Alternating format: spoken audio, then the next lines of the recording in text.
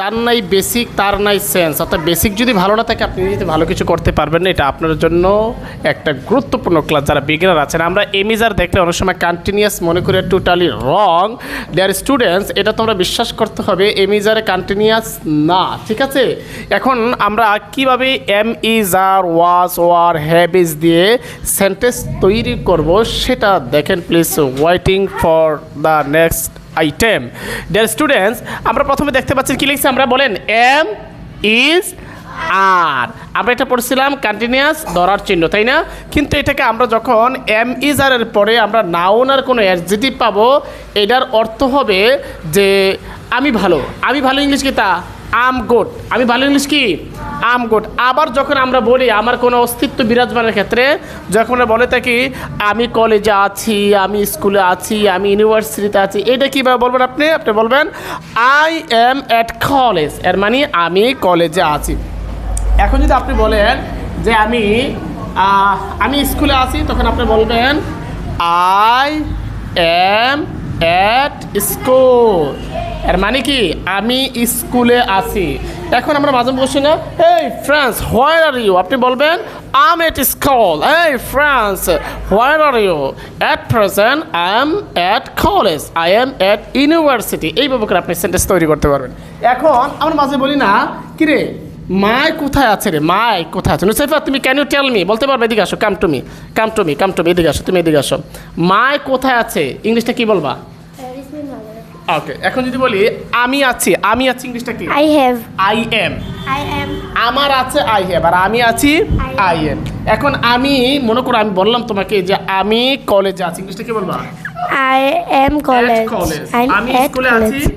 I at the school. I am at school.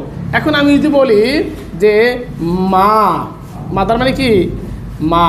এখন মা হসপিটালে আছে, তখন কি বলবেন? Mother has a hospital? No, mother is at hospital. অর্থ কি মা হসপিটালে আছে। ওকে, আমরা অনেক সময় এই ভুলটি করে থাকি যে ইজ মানি হচ্ছে হলো, হয়, ইজের অনেক অর্থ দিয়ে, এগুলো টোটাল আপনার জানতে হবে।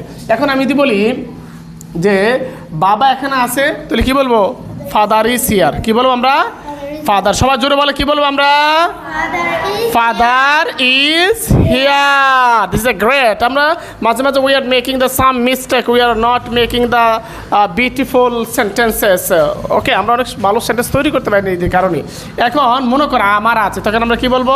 ওয়াজ। ওয়াজ আমার ছিল, আমি ছিলাম, আই ওয়াজ। এখন আমি বলি না আরে স্যার আমি তো রাস্তায় ছিলাম, আই ওয়াজ অ্যাট রোড। আমি কোথায় ছিলাম?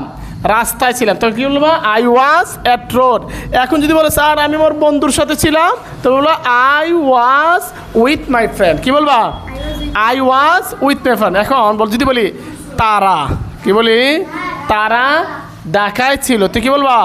দে were in Dhaka. They were in কি? ঢাকা। এখন তারা কুমিল্লা ছিল, দে ওয়ার ইন কুমিল্লা। তারা ঢাকা ছিল, দে ওয়ার ইন ঢাকা। এমনি আমরা বলতে পারি, ঠিক আছে? এখন যদি বলি আমার আছে, আমার একটি বাড়ি আছে, মনে করেন আপনি বলবেন আই হ্যাভ স্কুল। আমার স্কুল আছে। আই হ্যাভ কি? স্কুল। আমার স্কুল আছে। দেখেন আপনি কত বাক্য তৈরি করতে পারেন। আমার হসপিটাল আছে, আই হ্যাভ হসপিটাল। আমার শিক্ষার্থী আছে, আই হ্যাভ লার্নার। আমার শিক্ষক আছে, আই হ্যাভ টিচার। আমার নেতা আছে, আই হ্যাভ লিডার। হ্যাঁ, আমার একজন কালো মেয়ে আছে, আই হ্যাভ ব্ল্যাক গার্ল। আমার একজন সাদা মেয়ে আছে, আই হ্যাভ হোয়াইট গার্ল। আমার একজন মেধাবী স্টুডেন্ট আছে, I have a brilliant students. আর যদি কোনো কিছু ছিল, আমার দুটি বাড়ি ছিল, আমার দুটি গাড়ি ছিল, তখন আমরা বলবো আই হ্যাড টু হাউসেস। আমার দুটি বাড়ি ছিল। এখন আমরা যদি বলি আমার দুটি স্কুল ছিল, তখন আমরা কি বলবো? I had. আই হ্যাড মানে আমার ছিল, টু মানে দুইটি। আই হ্যাড টু স্কুল অর্থ মানে কি আমার দুইটি স্কুল ছিল। এখন আমার যদি বলি আমার দুটি হসপিটাল ছিল, আই হ্যাড টু হসপিটালস। এবার নুসাইবা আসো, নুসাইবা দেখি বলো আমি আছি, I am. আমি আছি, I am. তুমি আছো, You are. তারা আছে, They are. they are. ওকে, আমি ছিলাম, I was. I was. মা ছিল, Mother was. বাবা ছিল, Father was. ওকে। আমি হসপিটালে ছিলাম, I was in hospital. I was at hospital, নির্দিষ্ট জায়গা, ঠিক আছে। আমি স্কুলে ছিলাম, I was at school. School. আমার ছিল, আমার তাহলে আই হ্যাড, ঠিক না? আমার ছিল, I had. আমার বাড়ি ছিল, I had a house. ছিল। I had a mother. I had mother, আমার স্কুল ছিল। I had school. ওকে, আপনি এইভাবে করে সেন্টেন্স সুপার ডুপার ভাবে তৈরি করতে পারেন। Thank you so much for watching this video. যারা নতুন আমাদের চ্যানেলটা দেখছেন সাবস্ক্রাইব করে দিবেন, নিজে ইংলিশ শিখুন, অপরকে জ্ঞান শেখার সুযোগ তৈরি করে